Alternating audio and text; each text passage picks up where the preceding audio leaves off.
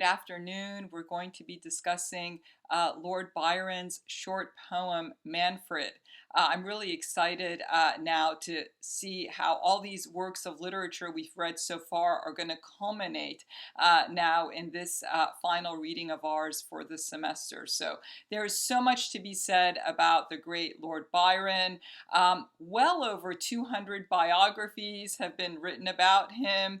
I'm just entranced by this figure. I'm just so very fascinated by him as well. So the Byronic Hero has a lot of interesting qualities. The Byronic Hero is moody, passionate. He's torn, with remorse. There's some sort of a forbidden, secret that he has that he does not want to reveal. And so in this poem, Manfred, the protagonist, he is mysterious. He's gloomy. He regards humanity with disdain. I know that doesn't sound like an appealing characteristic, but to me, Manfred is a sympathetic figure. We'll talk a lot more about that, just as I feel like Lord Byron was a sympathetic figure as well. So the protagonist in this poem, he harbors this torturing memory of this enormous guilt. What could it be? We find out as we read along, and so it's driving him, this guilt that he has, this anguish towards this inevitable doom. And so what appeals to me, and I think to so many readers, is that Byronic Hero here, Manfred the protagonist, he has his own moral code. And so he doesn't have any regard, for instance, as you'll see later in our reading, for the afterlife. He feels like his own personal hell, that's enough punishment for him. And so he seems attractive, Manfred, the character seems attractive to others because of his obliviousness to ordinary concerns and values. So much has been said about Lord Byron's personal life, and I'll talk a bit about that as well, and, his quote-unquote debauchery and all the scandals that followed him. But I feel like, really intelligent individuals like you all, wonderful students, like I would think most readers would appreciate, his intellectual capabilities, would appreciate the fact that, don't be deceived by his aristocratic title, George Gordon, Lord Byron. Actually, he was a sympathizer with liberal values. He was a sympathizer of the values of the French Revolution. And so I feel like someone like Byron, only an exceptional individual can stand outside of value judgments, stand alone from philosophical systems, and just rely on his own value judgments, on his own moral code. So I feel like someone like Byron, he's actually doing a service to society, society with its stuffy conventions and shallowness. What he does is he challenges the limits of human behavior. Based on his fascination for sin, and based on the intensity with which he lived his life. And so, what happens, individuals like Byron, like his character we're going to read here, Manfred, they become these alienated outcasts, unfortunately. But again, he was very sympathetic to liberal causes. There's so much that's very impressive about Lord Byron. For instance, he always supported the underdog. I believe he was maybe 21 at the time when he became a part of the House of Lords, of Parliament, even though he wasn't very entranced or to politics. Politics was not very appealing for him. He didn't want to side with either party, Tories or the Whigs. But anyhow, so what he did in Parliament is, at the time, we talked about industrialization and how that was one of the factors leading to Romantic era values. He was, of course, against industrialization. And what was happening at the time was that in England, weavers were losing their jobs to modern technology, to these framing machines. And so weavers who were disenfranchised, they had lost their jobs, they would just break into whatever facility housed these machines and break them. And so there was a bill before Parliament where the penalty was death for these individuals who understandably were upset. They had lost their jobs, their livelihood. There's a penalty of death for those who came and, destroyed these machines.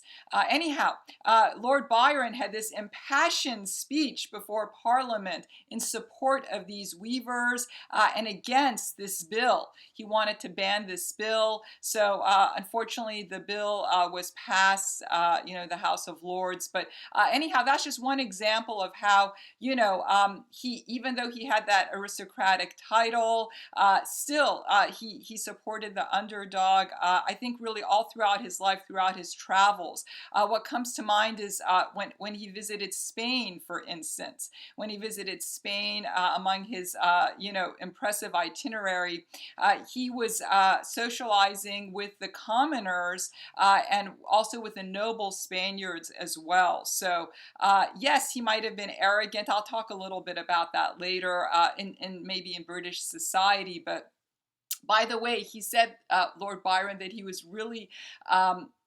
really admired the passionate temperament of Spaniards when he had visited Spain. So just such a colorful figure. I could just go on for days. I dissected his life, his biography. I could go on for days talking about, Lord Byron, but anyhow, to get back to the Byronic hero, and I'll mention this during the next short lecture, helped shape the concept of Nietzsche's Superman. Friedrich Nietzsche is a very famous world philosopher, and he was, influenced by Lord Byron. In fact, school of thought referred to as quote unquote Byronism. So I'll talk about that next time. But Nietzsche's Superman, just as the Byronic hero, stands outside the criteria of good and evil. So also, the Byronic hero possesses this compulsion to try forbidden experience. Yes, in the case of this poem, Manfred, it's incest. Incest is a common theme in Romantic literature, actually, Gothic and Romantic literature. So moving on here, the Byronic hero is this noble lover. He's very passionate. Again, he's just anguished by remorse and guilt. He's just overwhelmed by his sins. Ill temper, narcissism. I know these are not very attractive qualities, it seems, but I feel really drawn to this figure. Dark, mysterious, And what also is very appealing is that there's this sort of passion that is so intense that it's just self-consuming in its intensity. So very appealing sort of character. Talking about Lord Byron, again, I feel like one can have a very intelligent conversation in terms of how he shaped cultural history, literary history. There's a lot of literary descendants here. Oscar Wilde, I know that this is a tragic poem, Manfred, that we're reading, but Byron was known for his droll conversations, and so in terms of his correspondence, and so Oscar Wilde fine-tuned that. Even though we're reading a tragic poem here, Don Juan, British scholars, you'll see in the movie, the biography that comes along with this that I have ready for you. Don Juan is how they pronounce it, but Don Juan is a masterpiece of Lord Byron's. He never got to complete it, never got to finish it. He kept working on it intermittently, kind of like the way Goethe had been working on Faust intermittently over the course of several decades in the case of Goethe. But anyhow, it's Byron's literary masterpiece, Don Juan. Hilarious. It's a comic literary work, and so that aspect affected Oscar Wilde. Oscar Wilde even adopted the sort of hairstyle of Lord Byron with his curls and all of that. So anyhow, interestingly, Byron was influenced by Goethe's Faust. At the time that Faust had been published, it was in German. He was not familiar with the German language, Byron, so he had one of his friends read it to him, translate it to him. And so this is what in part inspired him to write Manfred. A lot of great parallels. There's parallels with Milton's Satan because he was influenced, Byron was, by John Milton's Paradise Lost as well. So I'm just really excited to see what your thoughts are going to be here if you decide to write about Manfred. Going back to his life, and again, what bothers me is, why did it have to be so scandal-ridden? Just because Byron, was intimate with his half-sister. I mean, it was his half-sister. That's not as bad, right, as if they had the same parents. It was his half-sister, and so they weren't hurting anyone, In other words, all that he participated in, all his experiences, all of his exploits, it was cause for him to have to leave his native country, have to leave England. And so he ended up fighting for the Greeks. There was a movement of Greek independence against Turkish oppressors. And so what does Lord Byron do? He's looking for a cause, and he felt like it was his heroic privilege to go and help the Greek forces. All his fortune he spent for that cause. He gave his life up for that cause as well. That's where he died. I'll talk a little bit about that again. So, whatever scandal followed him. Terrible things had been said about him. He was gossiped about. He couldn't go back to his country. But I mean, really, I feel like it just shows how awful society can be. That's one of the themes in this poem and in Romantic literature, is the issue is with society itself. So, and I feel like with the protagonist, the problem is society's inability to understand him, Manfred. And so that's why he's so alienated. That's why he's so isolated, and he's a loner, and he's on his own. Sorry, getting back to Byron, I cannot stop talking about this fascinating figure. What individual, from 2 centuries ago in the early 1800s, a British nobleman decides to study the Armenian language. That's just enough for me to be impressed by him. I want to learn the Armenian language. I'm talking about a serious study of English Armenian grammar. He undertook a serious study of this language. I believe his tutor was Father Pascal Aucher. Aucher. Most impressive. That was just one of many languages. He learned Arabic as well. I mean, it's one thing to learn the Romance languages. He was familiar with Italian, and so forth, other languages. But I mean, the Albanian language, Arabic, and it's just, I'm very impressed. And how could this person who had such an exciting, adventurous life, traveling the world, he had been to Spain, Portugal, among many other countries, Turkey, Greece, how could he have found the time with all those travels and having had such a short life? I mean, it's really tragic. He died when he was only 36. Can you explain to me how he wrote so much poetry? And this volume is just not all of his works, not his complete literary works. So it's most impressive.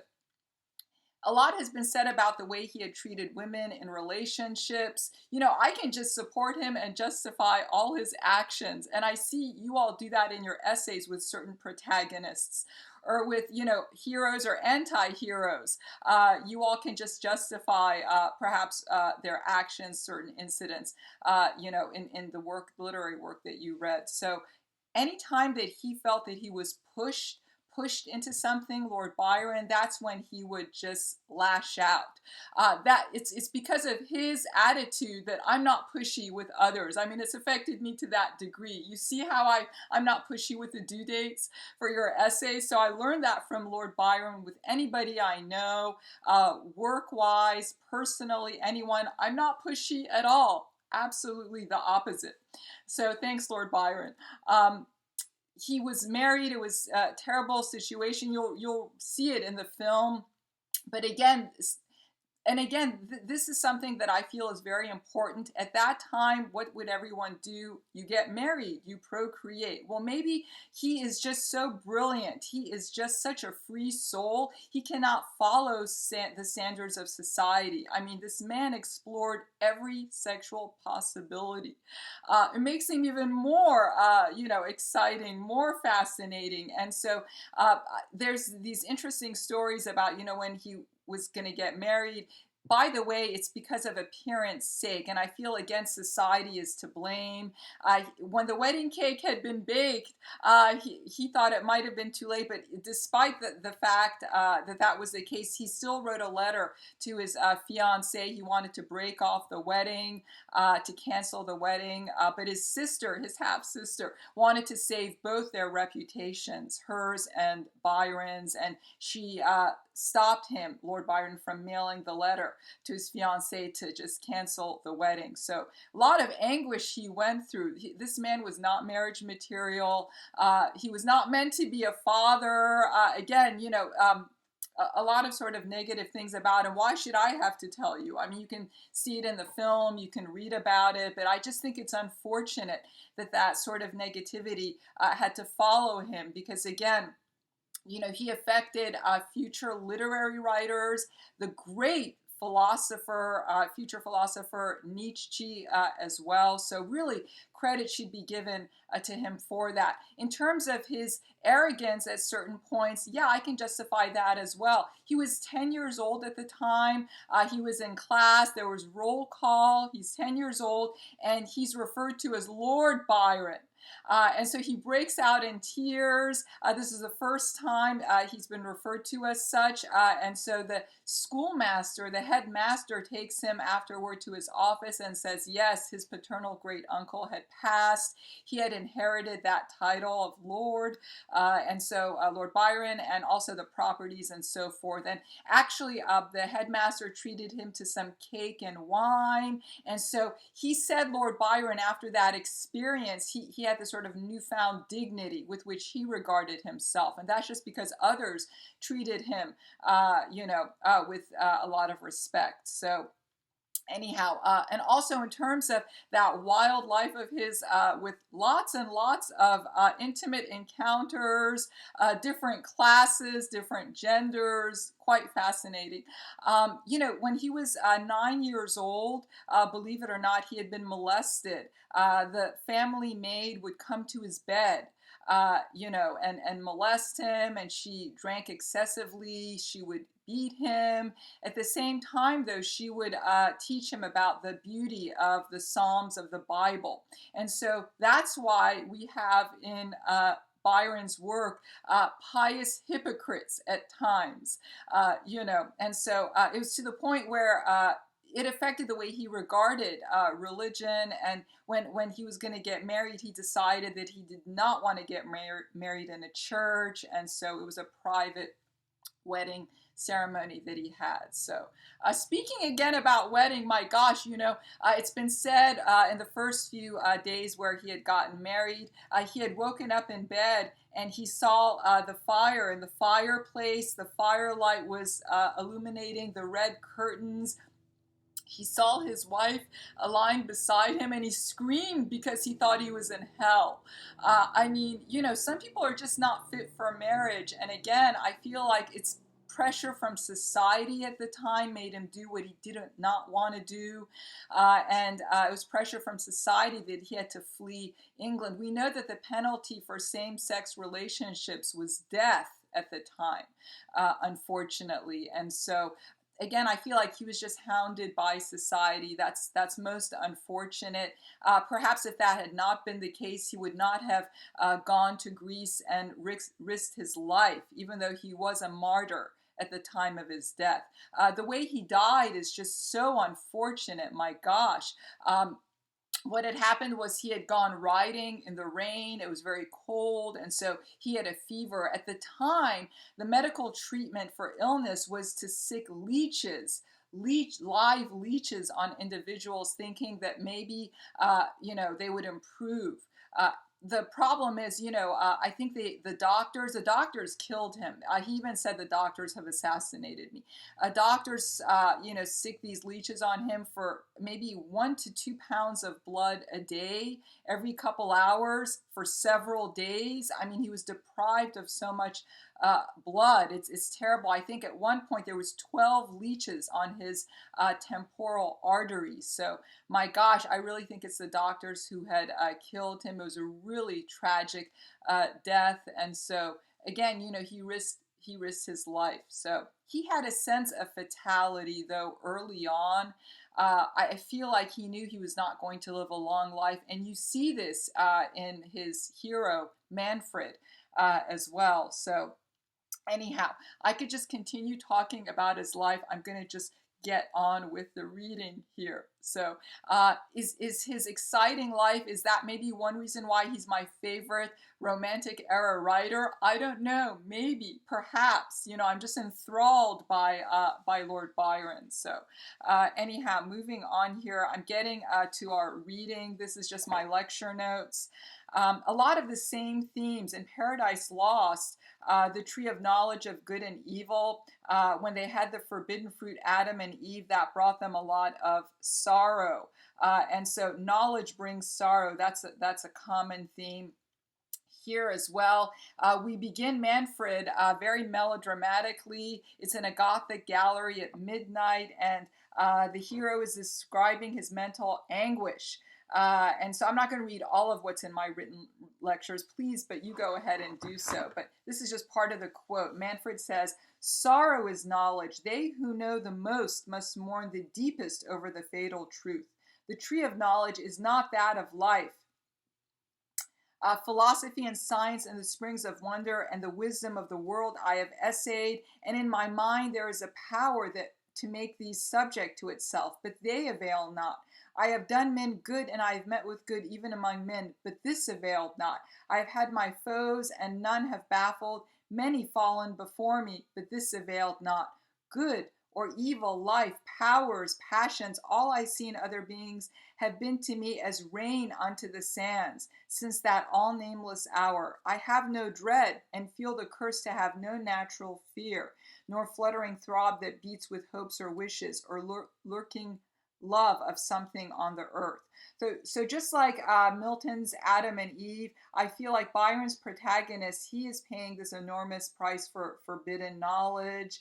And it seems like the more he learns, the more isolated he is from humanity. I see Manfred as a Faustian seeker of knowledge because early on he's conjuring spirits. He's conjuring the spirits of nature in the beginning. And so just like Faust did, here he's expressing his sense of calamity. He feels like he's under a curse. The spirits of nature do appear. The spirits of nature include those of the air, the mountain, the winds, the earth, the ocean. And so the seventh spirit, which rules the star under which Manfred was born, confirms that this tormented hero is cursed. That's all in my notes. I'm not going to read that here. You can see that. And so the seventh spirit is asking him, what wouldest thou, child of clay, with me? The reference child of clay you'll see several times here. It's actually refers to the Roman myth of Prometheus, but the Greek myth, Aeschylus's figure of Prometheus. Prometheus was a titan who went to the sun, and he lit a torch and he brought fire down from Mount Olympus because he wanted to benefit humanity.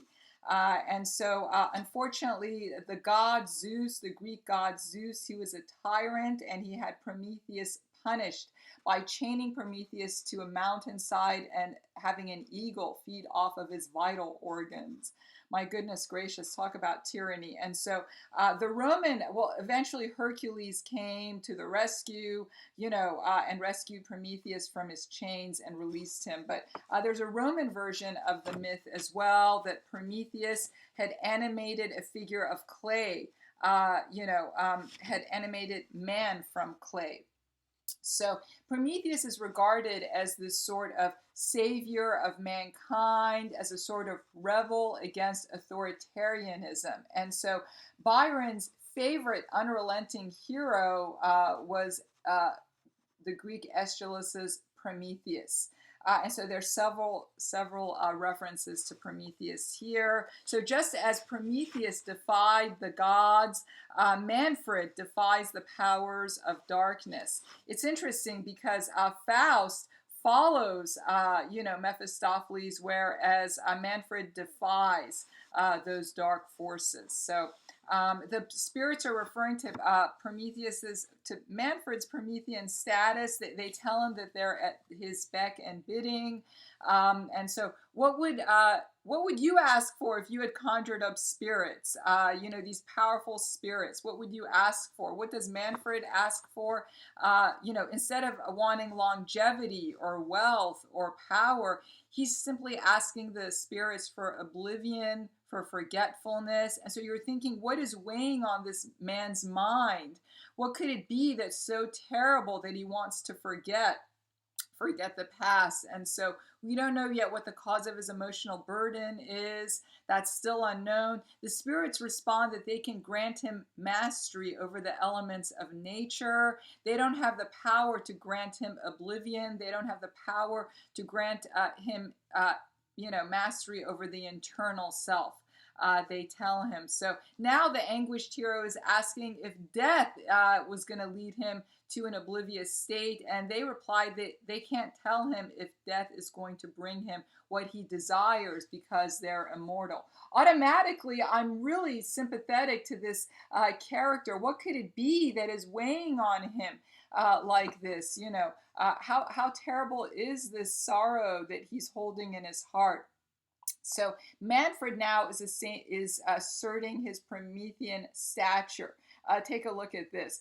Quote unquote, he's telling the spirits, "Ye mock me, but the power which brought you here has made you mine. Slaves, scoff not at my will. The mind, the spirit, the Promethean spark, the lightning of my being is as bright, pervading, and far darting as your own, and shall not yield to yours, though cooped in clay. Answer, or I will teach you what I am." My gosh, he's very independent all throughout this poem. He shows himself when he's presented with these powerful spirits, different spirits, which become more and more powerful, and I feel more and more negative. He's showing his self-sufficiency and his independence. And he actually, when they ask him to bow down to them, he just scorns them and rejects them. So that impresses me. I feel like that makes him also more appealing to the reader as well. And so here in this quote we just read, there's this paradox of light and dark. And so what has he said in this quote here? He's asserted that his own inner light radiates just as brightly as that of any spirit. So finally, the spirits tell him that they can offer him kingdom and sway and strength and length of days. And he retorts, "Accursed, what have I have to do with days? They are too long already." He is just fed up with life, and that's another reason why I find him to be an endearing character. I mean, he's so young, and he's already just fed up with his own existence, and he makes this point several times in this poem. I mean, no one should feel this way, especially a young person. My gosh, never. The seventh spirit, which rules Manfred's star of destiny, is appearing in a beautiful female form. I'm assuming it's his lost love, his sister Astarte. She has died. And so Manfred tries to embrace this phantom and falls to the ground. He says, "O God, if it be thus, and thou art not a madness and a mockery, I yet might be most happy. I will clasp thee, and we again will be." And so now there's a voice that's heard. I assume it's the seventh spirit is heard in this incantation and showing the hero to be this accursed man. Take a look at this, quote unquote. "And a magic voice and verse has baptized thee with a curse, and a spirit of the air hath begirt thee with a snare. In the wind there is a voice shall forbid thee to rejoice, and to thee shall night deny all the quiet of her sky, and the day shall have a sun which shall make thee wish it done." Did you know that Byron originally wrote this curse for his wife? Oops. So Manfred, he's clearly alienated from humanity due to his agony. He's a rebel from society. He just wants to linger around these natural, landscapes. in his solitude. So the same spirit that says Manfred's tormented mind will be his own hell continues, quote unquote, from thy own smile I snatched the snake, for there it coiled as in a brake. From thy own lip I drew the charm which gave all these their chiefest harm. In proving every poison known, I found the strongest was thine own. By thy cold breast and serpent's smile, by thy unfathomed gulfs of guile, by that most seeming virtuous eye, by thy shut soul's hypocrisy, by the perfection of thine art, which passed for human thine own heart, by thy delight in others' pain, and by thy brotherhood of Cain, I call upon thee and compel thyself to be thy proper hell. So, this we saw this also with Milton's Satan, and hell is not just a state of mind here; it clearly is. But even this spirit is reinforcing that notion. And so again, the protagonist's mysterious and sinful past is meant to make him a more enticing character. It works with me. So next scene here, he's alone, Manfred. He's contemplating his condition. He realizes that the spirits and the supernatural aid have not helped him erase his past. And so even though, he's different than other romantic poets in this way. Of course, we talked about how romantic poetry can also be nature poetry, that Mother Nature is supposed to be embracing the author, the hero. But so with Byron here, with Manfred, he's seeking refuge in nature, but nature cannot help alleviate his pain. Nature cannot remedy his anguish. Nature is actually going to be a vehicle for him to think about suicide. Sadly, it's an opportunity for suicide. Look at what he says. My mother earth, and thou fresh breaking day, and you, ye mountains, why are ye beautiful? I cannot love ye, and thou, the bright eye of the universe, that opens over all and unto all art a delight, thou shinest not on my heart. He goes on, and then he says, a stir, a motion, even a breath would bring my breast upon its rocky bosom bed to rest forever. Wherefore do I pause? I feel the impulse, yet I do not plunge. I see the peril, and yet do not recede. And my brain reels, and yet my foot is firm. There is a power upon me which withholds and makes it my fatality to live. So he's standing here on the brink of this cliff. He's about to jump. But then an eagle passes by him, and he has a quote-unquote pervading vision of nature's beauty. He says, beauty of the world. What a pervading vision. Beautiful. How beautiful is all this visible world. How glorious in its action and itself. But we, who name ourselves its sovereigns, we, half dust, half deity, alike unfit to sink or soar, with our mixed essence make a conflict of its elements, and breathe the breath of degradation and of pride, contending with low wants and lofty will, till our mortality predominates, and men are what they name not to themselves, and trust not to each other. I wanted to put part of this quote on my syllabus at the top, where I have those quotes from those different authors. I love this quote that man is half dust, half deity, alike unfit to sink or soar, with mixed essence makes a conflict of its elements, breathes the breath of degradation and of pride. We're talking about the higher soul and the lower soul. That conflict that's inherent. We've talked about that theme a lot. This is a great quote. So, but even among the beauty of the natural world, it's so tragic. Manfred cannot feel at one with nature. It's what sets Byron apart from the other romantic writers. He's just such an individual, who's so unique. So, quote unquote, unfit to sink or soar, and with his quote unquote mixed essence, the Byronic hero, he's a mixture of good and evil, of vice and virtue, and again, a paradox of light and dark, just like Milton's Satan was. So now, in this next scene, there's a kindly hunter, a chamois hunter. He can see Manfred, who's there about to jump off the cliff. Manfred doesn't see him. He's in the state of suicidal despair. Manfred, he becomes desperate. He wants to plunge into this abyss. I'll let you read those dramatic lines. But anyhow, the thoughtful hunter is interceding. He says, "Friend, have a care. Your next step might be fatal. For the love of him who made you, stand not on that brink."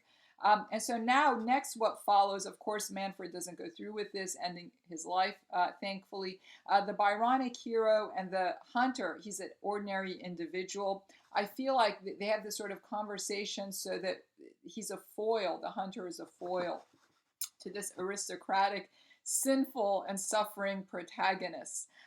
He ends up going, Manfred, to the hunter's cottage. The hunter is wondering what could have caused something like this to occur. What is at the base of this?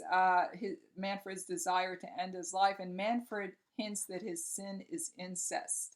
Quote unquote, "I say 'tis blood, my blood, the pure warm stream which ran in the veins of my fathers and in ours when we were in our youth, and had one heart, and loved each other as we should not love. And this was shed, but it still rises up, coloring the clouds that shut me out from heaven, where thou art not, and I shall never be." Oh my gosh, I'm so sympathetic to this young individual. Why is he thinking this way? My goodness. And so the hunter, who is really Manfred's rescuer, is trying to console him. The hunter tells him to find comfort, quote unquote, in the aid of holy men and heavenly patience. But Manfred is very condescending now. He says, "Patience and patience. Hence that word was made for brutes of burden, not for birds of prey. Preach it to mortals of a dust like thine. I am not of thine order." My goodness, arrogant. The hero is not always easy, really to live with. Or moving on. So Byron's poem, there's a lot of philosophical ruminations throughout his poetry. And here in this instance, Manfred is talking about the progression of time, how the progression of time is measured by one's action, not necessarily by one's age. One can live so intensely a life, even though it's a short life. For instance, I feel like Byron, in his short lifespan of 36 years, had far more experiences than, maybe an average 80-year-old might have. This is what he's talking about here, this concept, Manfred, quote unquote, "Thinkest thou existence doth depend on time? It doth, but actions are our epochs. Mine have made my days and nights imperishable, endless, and all alike as sands on the shore, innumerable atoms and one desert, barren and cold, on which the wild waves break. But nothing rests save carcasses and wrecks, rocks, and the salt surf weeds of bitterness." Look at that bleak imagery, bleak nature imagery. It's reflecting the accursed hero's state of mind. So the hunter thinks that the hero is quote unquote mad. He doesn't want to leave Manfred's side, but Manfred's sorrow and alienation, they're beyond the comprehension of ordinary men. And so now Manfred is comparing the hunter's life that's very simplistic and virtuous with his own anguished being. Again, this makes him more endearing to me. Look at what Manfred is saying. "Myself and thee, a peasant of the Alps, thy humble virtues, hospitable home and spirit, patient, pious, proud, and free, thy self-respect grafted on innocent thoughts, thy days of health and nights of sleep, thy toils by danger dignified, yet guiltless, hopes of cheerful old age and a quiet grave, with cross and garland over its green turf, and thy grandchildren's love for epitaph. This do I see, and then I look within, it matters not, my soul was scorched already." Poor Manfred. And so he recalls now he's lived so intensely, he's packed long years into his short life. These kind of individuals really fascinate me. I don't understand why society would have, degraded him, would have thought so little of him because of his personal life. So what? Are people like that jealous, maybe, that they don't have the same sort of a lifestyle? Perhaps. Why would anyone be judgmental?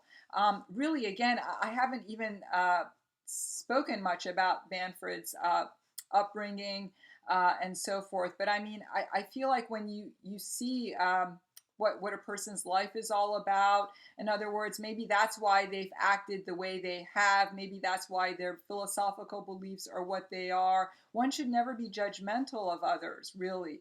And again, it's tragic he had to leave his own native country, because of what society thought of him.